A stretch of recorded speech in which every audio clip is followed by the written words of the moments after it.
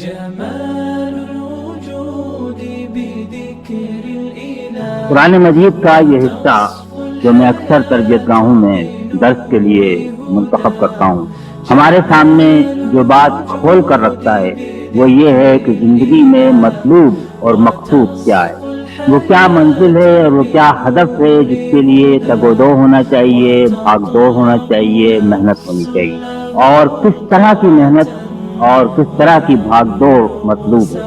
اور وہ کون سی شرائط ہیں یا وہ کون سی چیزیں ہیں کہ جن کے نتیجے میں اس بھاگ دوڑ کی محنت اور مزدوری یقینی ہو جاتی ہے۔ دنیا کے اندر جب ہم جماعت بنا کر جدوجہد کرتے ہیں تو ہمارا مقصد دنیا کی حد تک یہ ہوتا ہے کہ اللہ کا دین غالب ہو، اس کا دین قائم ہو،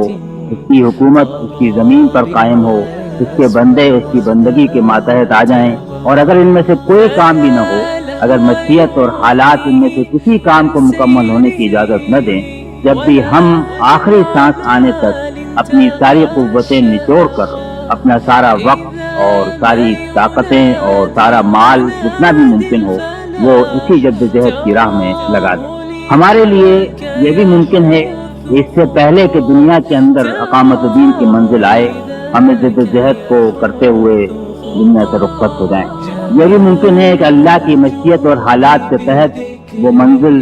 بہت دور ہو اور جدوجہد طویل ہو جائے، لیکن ہم میں سے ہر ایک کے لیے اس کے باوجود اپنی محنت اور اپنے عمل اور اپنی بھاگ دوڑ،